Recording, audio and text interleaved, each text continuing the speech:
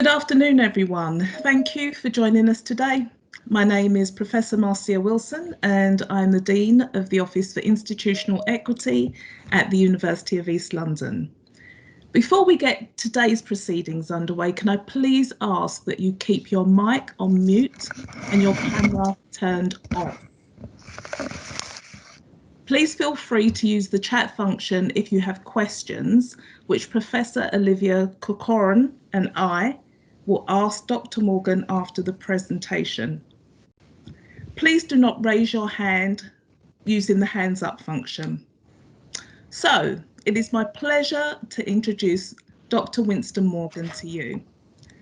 Dr. Morgan is a reader in toxicology and clinical biochemistry, and he is also the Director of Impact and Innovation in the School of Health, Sport and Bioscience at the University of East London.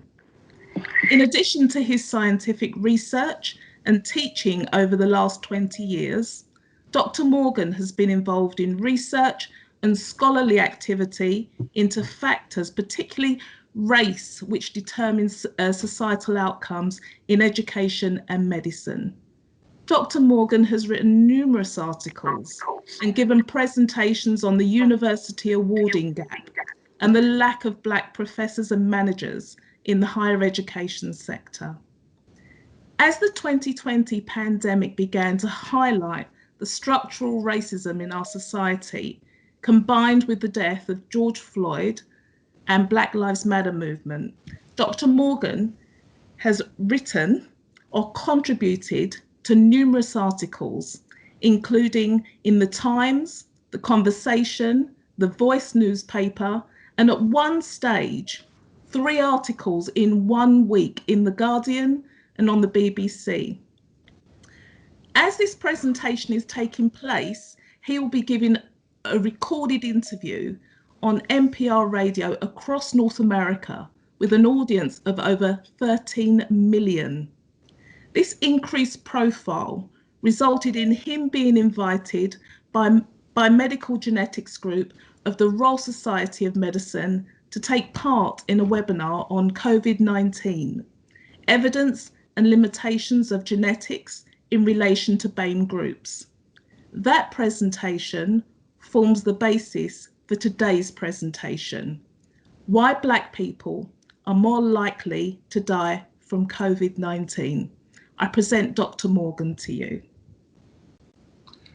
Thank you, Marcia. I couldn't have written it better myself. Okay, so so from very early on in the pandemic, as you know, it was being suggested that race or ethnicity, I could never say that word, determines your chances of being infected or dying from the virus. And this excited the media and not the general population. Such was the focus on race that for some, susceptibility to the virus was being used to redefine what we understand as race, effectively giving race a new scientific credibility. But as we know, as hope you'll know, race is a social construct with no scientific basis. Such was the power of this argument that at one point, at the height of the pandemic, we had some NHS managers seriously contemplating removing BAME staff from certain roles because they were so worried, okay? Although things have generally calmed down, COVID is still with us, and there are still questions about why Black people are disproportionately affected by COVID-19. So my presentation is going to give you my view of what I think is happening. So I'm going to now share my screen.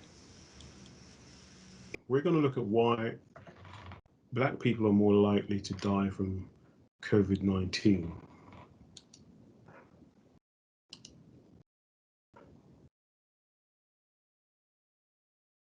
Is it down to deprivation, comorbidities, or genetics? These are the main explanations that have been provided so far. And so we want to explore these in a bit more detail and perhaps look at any alternative explanations that there might be. So since the start of the pandemic, non-white groups are more likely to be infected, suffer adverse effects, or die when infected with the SARS-CoV-2 virus, the severe acute respiratory syndrome coronavirus 2, or COVID-19. And we're asking, is it simply down to deprivation, comorbidities, or genetics? Or could something else be occurring? Now, this is the data which got everyone excited. If we look at on this side of the graph, you can see different racial and ethnic groups, and on this side we have death rates per 100,000, and you can see the lowest rate of death are white females, followed by white males, and the highest rate of death are males generally, but in particular black males and then Pakistani males. And on the basis of this, people thought perhaps this was genetics or something, not so much genetics, sorry. They thought this might be deprivation or something similar. However, when this latest set of data came out, where they controlled for age and various things like region and population density, deprivation, household composition, self-reported health, which is comorbidities, etc., they found that yes, the rate dropped, but for black males in particular, it never dropped below 2 times more likely to die than their white counterparts. And if you look at, for example, some female groups, there was no significant difference. So we wanted to explore what is going wrong. If it's not deprivation, if it's not comorbidities, could it be something else? And what could that something else be? To race, which is one of the most popular suggestions, particularly at the start of the pandemic. So as the pandemic took hold, people racialized as black were being forced to accept the extra burden of death from the coronavirus as a consequence of something inheriting them. And I wrote an article in the magazine Men's Health where I discussed this issue, and they produced this really quite brilliant graphic showing the kind of feeling that some black people felt, that the burden of the coronavirus was simply down to them. So now genetics in particular, and genes linked to race, is quite an attractive suggestion. So let's explore why it is important and why it's so attractive to see this. Well, I'm a bioscientist, and like all bioscientists, we like to link things to genes. So if we could find the elusive direct link between a disease, in this case COVID-2, and a specific gene or genes, then that would be really ideal. It'd have a number of positive effects. One of them would be you'd be able to diagnose the disease much easier, and you'd also be able to find a target for therapy, because if you have a gene that you can identify, then you can obviously you'd know what the gene product is, and you can then first of all identify the gene product either because it is missing or because there's too much of it, and you can also then design therapies to respond to, or to replace the missing gene. But something else is happening why it's attractive to find a genetic link, and that was a genetic cause linked to race would neutralize any accusations of racism and also reduce the culpability of society, including the medical profession. And I want you to think about that and back that idea for later on in discussion. The idea that, first of all, that you reduce the culpability of society, but also more importantly that the medical profession can sort of like, if you like, remove themselves from any responsibility. However, if they did have some responsibility, that would put a new light onto the whole thing. Now, the arguments for genetics were quite strong, so let's have a look at those. The first and most obvious is the polymorphism of the ACE2 receptor. If you could show that different groups had a different ACE2 receptor and that made them either more or less susceptible, that would provide an explanation. And there is logic behind this, because polymorphism of the ACE2 receptor gene determines which species can be infected. So for example, we find that primates, bats, cats tend to be infected because they have the right kind of polymorphism of the ACE2 receptor, whereas mice, dogs and pigs generally are less likely to be infected because their ACE2 receptor is slightly different. There have also been studies which show there is polymorphism in the different human populations. Unfortunately, none of those so far have been shown to affect the way the virus binds to humans. In fact, there was one study, a theoretical study, a model using molecular modeling, that showed that a certain form of the ACE2 gene that are found primarily in people of African descent actually would make them less likely make it less likely to bind the virus, which is quite interesting. Now, other reasons that we might think of a genetic cause is that the virus only causes harm to a certain section of the population, normally linked to age, but not exclusively. And again, that would suggest possibly a genetic subset around people and their aging and the aging process. Susceptibility or resistance to other viruses such as HIV is seen in certain genetic subpopulations, either in terms of HLA class, but one of the really interesting ones is the CCR receptor mutations, because when you have a certain CCR receptor mutation, which is only found in certain European groups, and a small proportion of Europeans in that case, you're not actually able to get, you're unlikely to get the AIDS virus, because the AIDS virus cannot enter the cell. And this diagram shows the point I'm making. So if the normal individual will tend to have a CCR receptor which binds the HIV virus. However, in certain individuals, there's a mutation in the CCR receptor, and they are unable, and so the virus is unable to bind and cannot enter the cell and cause the infection. So there are lots of genetic reasons why it is possible that that a coronavirus could be infecting people on the basis of race, on the basis of genetics. Okay, there are other studies, GWAS, genome-wide association studies, and these are like large population studies, case control studies, and that means you have a large group of infected or affected people, in this case hospitalization to COVID-19, and again a group of people who are not infected. You then look for common genes in these individuals who are infected. And what they found is that in chromosome 3 and also in chromosome 9, there are certain significant differences between those who are more likely to be infected against those who are less likely to be infected. In particular, the gene on chromosome 9 are linked to human blood types. And that's quite interesting because very early on in the pandemic, studies in China show that certain ABO blood types were more susceptible than others. And this has been repeated both in the USA and in Europe, and studies show significant correlation between ABO blood type and susceptibility or resistance to coronavirus. But what is really interesting about this is that non-white groups have the highest prevalence of what we might call the putative or the supposed protective O blood type. That's non-white groups. They have the highest level of this, and remember it's protective. And they also have the lowest level of the susceptible A blood type. Again, so if you have A blood type, you're more likely to be infected. If you have O, you're less likely to be affected.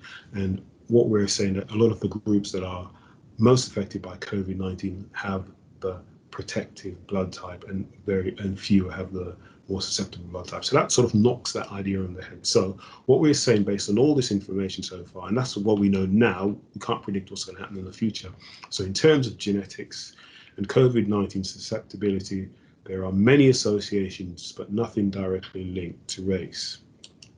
However, given I said we are where we are now, there will be subpopulations within all races with certain mutations making them more susceptible or resistant. That is my belief, that in the future, as we understand more about this process, you'll see these different subpopulations, but they won't be linked to the overall racial group. So you can't say susceptibility is linked to genes associated with race. Okay, so we know that. We know deprivation or comorbidities cannot explain the differences based on the data. We know that genes linked to race cannot explain the differences. So something must be happening.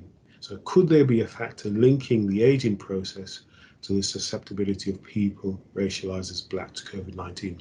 Why do I ask that question? Because early on, we all know this, that age is a big determinant of who is susceptible and who is not. So could there be something linking a person's age or the aging process with being black or from non-white groups? So let's explore that. So let's have a look at age and the response to COVID-19. Now we know that in terms of susceptibility, it is directly linked to the status of an individual's immune and cardiovascular system. And we also know about these two systems that both are less efficient with age. So as you get older, your immune system and your cardiovascular system become less efficient, and they can be subject to premature aging, particularly in individuals who suffer chronic stress. and you see a process called inflammaging taking place. So less efficient with age, and there's premature aging with certain individuals. So in most individuals below 60 and without comorbidities, their immune system is usually able to recognize, respond quickly, and clear the virus with limited consequences. These individuals tend to be the asymptomatic or people with mild symptoms. So they get the virus, they're exposed to it like everyone else, but they generally can clear the virus. The virus is recognized by their immune system, they can clear it, and they have very little symptoms. However, in older people, particularly with comorbidities, so a combination of age and comorbidities, the response is more complex. Initially, for some of these individuals, the response is slow, so that their bodies don't seem to be able to detect the virus, and I suppose they build up a higher virus load, or they take on a higher dose as a result. Then potentially you get a lethal overreaction as their body realizes what's going on. You get this overreaction, the cytokine storm that people have spoken about, and that leads to this acute respiratory distress syndrome, which is one of the primary causes of death from COVID-19. So let's explore this a bit more by looking at age and the immune system. What is going on in terms of age and the immune system? Well, one of the things, as you get older, there are lots of studies, or a few studies that have shown that you tend to have high levels of ACE2 receptor on key cells. So you have an aging immune system, plus you're perhaps having high levels of ACE2 receptors, sometimes linked to the medication that you've been taking, for example, a blood pressure medication. And the other issues around immunosenescence.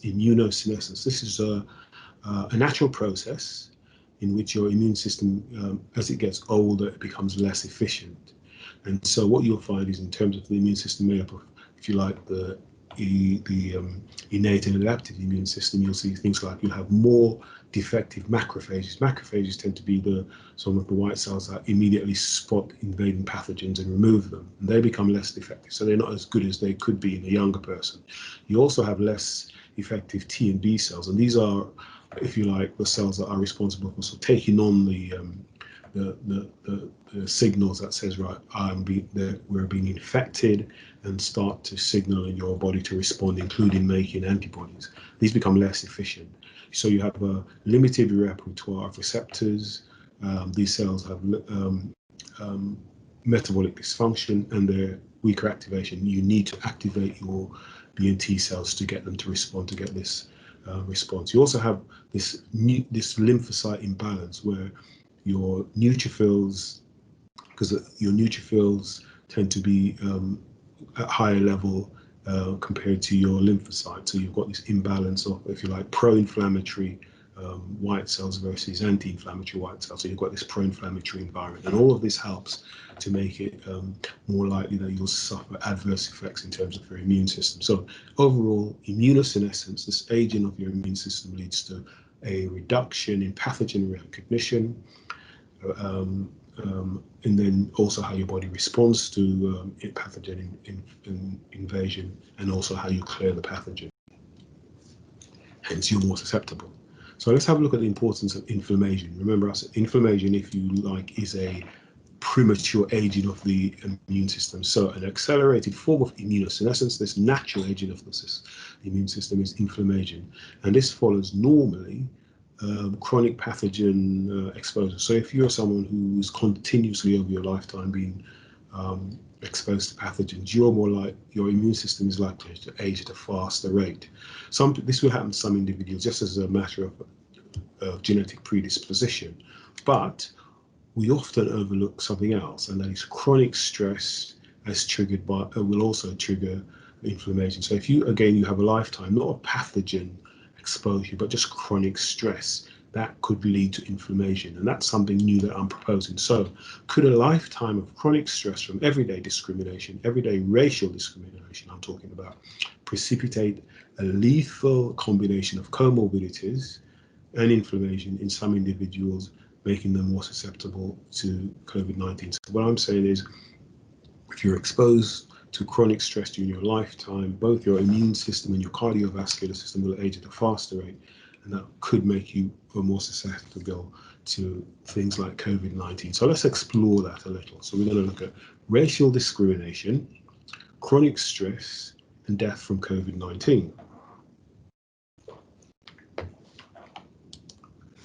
The concept of chronic stress leading to hormonal and humoral changes, which then precipitate poor medical outcomes, is nothing new. So you have chronic stress, your body will start to produce a range of hormones, as well as your immune system producing various cytokines and antibodies and that kind of thing. That's a normal process, and we know about that. It's quite a common thing. However, what is novel is the idea that the social and psychological consequences of everyday racial discrimination and microaggressions could be transformed into chronic physiological changes to the immune and cardiovascular system. So what I'm suggesting is that this lifetime of stress switches on psychological consequences, and that will then lead to physiological changes to the cardiovascular and immune systems. A repeat of what I've said earlier. And if correct, would accelerate this process, would accelerate the immunosenescence process, and ultimately lead to greater susceptibility to COVID-19 of people racialized as black. So we're adding something else to the mix. In addition to the deprivation, we're saying perhaps this process of discrimination, because remember, discrimination will also lead to deprivation, but this is a more direct effect on the individual. So it's, if you like, a micro effect, whereas if you think about a deprivation, that would be a more macro kind of effect. So now this idea is not just unique to me. There are other people who have come up with this idea. One individual in particular, Dr. R. Williams from Harvard University, he came up with the idea, the everyday discrimination scale that he developed is currently one of the most widely used measures to assess perceived discrimination in health. So if you perceive discrimination, it will have an impact on your health. Another individual, Sherman James, a professor at Duke University, he came up with a John Henryism hypothesis. And again, that basically says long-term attempts to cope with stresses like racial discrimination leads to physiological consequences such as cardiovascular problems. So if you're in in order to cope with a stressful discriminatory environment, you respond sometimes successfully and cope with that stressful environment, at least outwardly, but inwardly there are physiological changes.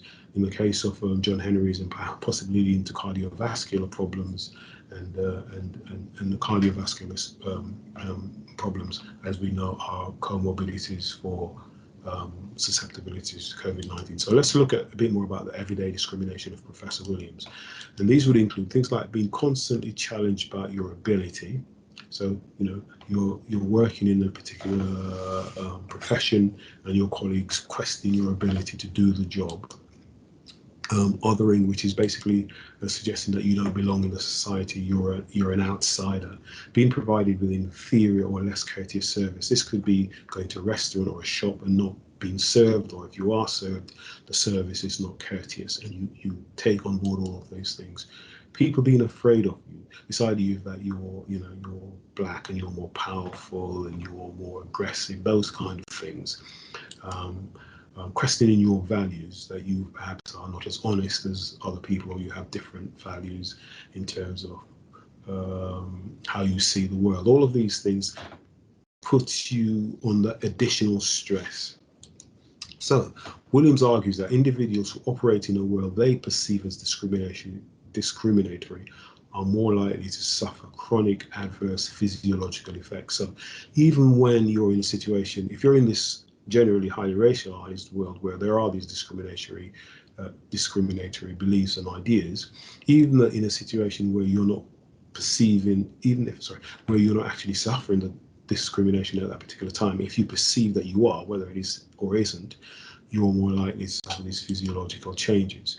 And if we look at this diagram, what we're basically showing, once you perceive these stresses as a result of discrimination, it will lead your body to produce various hormones that will have an impact on your cardiovascular systems, for example, adrenaline, noradrenaline, and things like cortisol, and they will then have an impact on your immune system and other systems, and over a period of time, I believe, can actually help to aid your immune system, your cardiovascular system, leading to making you more susceptible to not just COVID-19, but a range of other illnesses. So let's have a look at this in a bit more detail in terms of reported impact of chronic stress from discriminations all of the ones I'm going to show you in this slide, there are studies, scientific studies or social science studies which confirm this is happening. So for example, you'll get poor childbirth outcomes as a result of chronic stress from discrimination, more rapid development of chronic heart disease, chronic inflammation, diabetes, high blood pressure, obesity. These three that I've underlined, they are, as we know, comorbidities for COVID-19 susceptibility, and also I should sort of underline chronic inflammation. So all of these things there are studies that show Black people in particular in stressful environments will have these conditions. One of the interesting ones is this one, leukocyte telomere length, and I'll explain a bit more about that in a minute. But also the ultimate consequence of this, the impact of chronic stress from discrimination is an early death.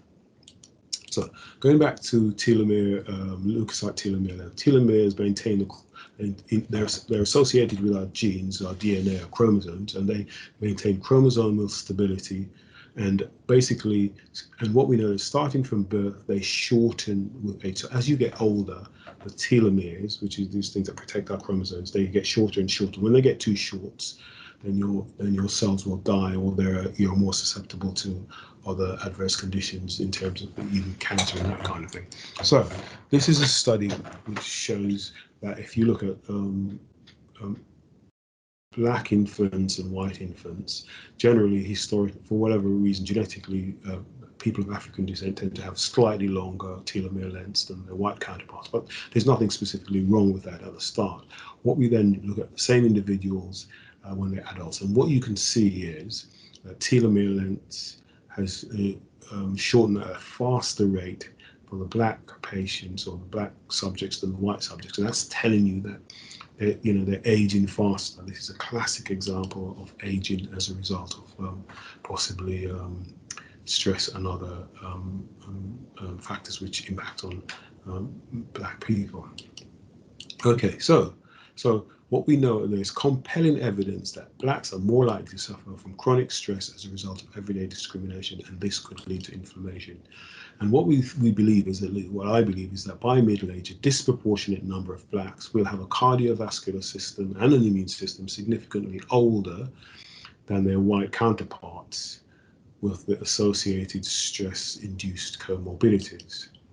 So inflammaging could partly explain why, even when controlled for age, comorbidities and deprivation, Blacks are still more likely to die from COVID-19. So this is where we've got to, but it doesn't stop there. So let's examine where we are now, and by looking at the many sides of discrimination, because discrimination has another factor that I want to explore to finish on, and that is discrimination leading to poor medical outcomes, including susceptibility or death from COVID-19. We know that is a result of discrimination, deprivation, and we've seen the data shows us that, because when you remove deprivation, the differences aren't that great. So we know deprivation plays a role, but it's not the only role. I have just shown you that physiological and psychological, or psychological and physiological stress can also increase your chances of death from COVID. But there's something else that I want to explore, and that is negligent or poor medical treatment, diagnosis and treatment, and that can also be the third factor. And this one is probably the most important factor, and I'll explain why. So, if you think about it, to survive in hospital, COVID-19 patients require very timely, very intensive, personalized treatment and care. So, if you do find yourself in trouble, you've been infected with COVID-19, your immune system responds very badly to it, and you now find yourself needing hospital care, you must get that in a very timely manner, and once you get it, it must be very intensive and personalized care.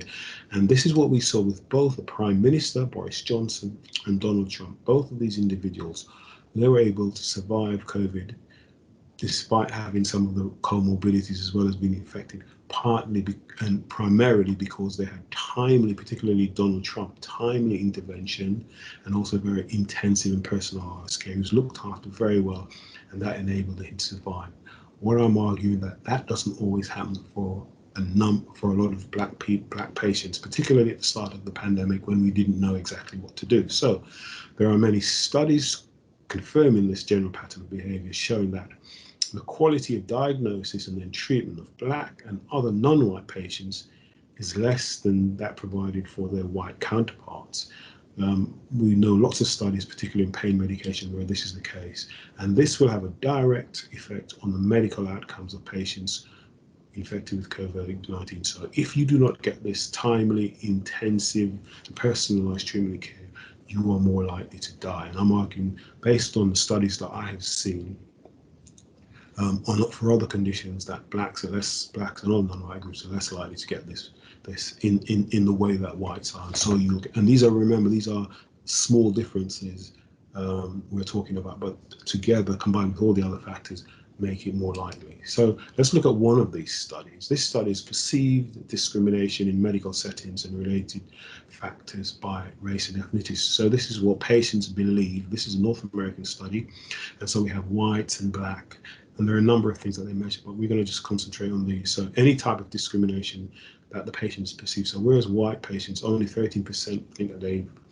suffered any kind of discrimination in the hospital setting, more than half the black patients would see themselves as suffering some kind of discrimination. Similarly, those who thought they received poor service, only 3% of white patients thought they received poor service, whereas 43% of black patients received poor service. Now, one of the things about studies like this that are done in America, but let's just finish off this with doctors or a nurse did not want to touch you. And remember, if we think of COVID-19 treatment, you need, very personalized intensive care. We can see 14% of black patients thought the doctors and nurses did not want to touch them. And these patients didn't have something as infectious as COVID-19. So what we're seeing is a very big differences. And Professor Williams said he's done a lot of work, not just in the USA, but he's also been invited by the NHS on a number of occasions in the UK to look at what's going on here. And he's found similar patterns of discrimination and behaviour in medical settings. So although this is a USA study, similar things happen in the UK. This study is about pain medication, something I mentioned previously, and we have all patients. The white patients are in the black column, the black patients are in the dark grey column. And what we can see is that for things, even for something like migraine, back pain or fracture, generally in terms of opioid use, there is doctors giving the patients opioids to use for their pains. You can see significantly more white patients will be given opioids compared to black patients. And that's for a variety of reasons. That we can think we can sort of surmise about at some other time. So this is another study. This is a UK study, very important study, and it came out in 2018, but it was recently brought up again by a politician, and he asked a question basically: why are black and Asian women have a higher risk of dying from pregnancy? In the case of black women, dying from pregnancy or during childbirth, 5 times more likely than their white counterparts. Asians twice as likely, and those of mixed heritage 3 times as likely. Even when you control for the various deprivations and that kind of thing, those numbers won't change. So this is, again, and if you compare COVID to pregnancy, in terms of COVID, as I said, COVID is not that dangerous for most people, but for some people, once something starts to go wrong, you need very attentive and intensive care, very timely. Similarly with pregnancy, in a Western country like the UK or the USA, pregnancy is generally a straightforward process, but again, if something goes wrong, you need very attentive and intensive care, and if you don't get that in a timely manner, you can die. And the data shows that black women are more likely to die, and this links to the things that I've been talking about, not getting this as a patient. When I showed this data to someone, they said to me, this idea about the importance of, for example, class and that kind of thing. Is it more to do with class? So then I showed them this data. This one is an American study, again, infant mortality. And what you can see is that we've got black women and white women, and the ratio and the likelihood of infant mortality. And it's done by educational attainment, and educational attainment is a good predictor of social class, particularly in the USA. And whether you're, if you like, someone who's who has not even got a high school diploma, you're as black, you're twice as likely to suffer infant mortality. And again, it's even worse compared to your white counterparts if you actually have a college degree. So these are middle class women. So what are we saying? The final conclusions is that basically, in addition to comorbidities and deprivations, which we know about and most people are comfortable, well, not comfortable, they're more willing to accept because it's a more distant thing. Black people are more likely to die from a COVID-19 infection as a result of a combination of inflammaging precipitated by a failure, precipitated, I should say, by a lifetime of everyday discrimination. But I don't need to go overboard with this inflammaging thing. It is important, but I think this is likely to be the other thing: the poor diagnosis, the poor treatment and hospital care. I think this is more important than this in terms of COVID-19, because not every black person is going to be suffering from inflammation. And what it definitely is not because of genes linked to race. So there is no genetic cause. The primary cause is poor diagnosis, treatment, and hospital care, backed up by that some black people are more likely to have a more aged immune system and cardiovascular system, and also because of all those comorbid, so all those other deprivation, things associated with deprivation. So thank you very much for this type of for this presentation. I want to dedicate it to all the past, current, and future victims of coronavirus. Thank you very much.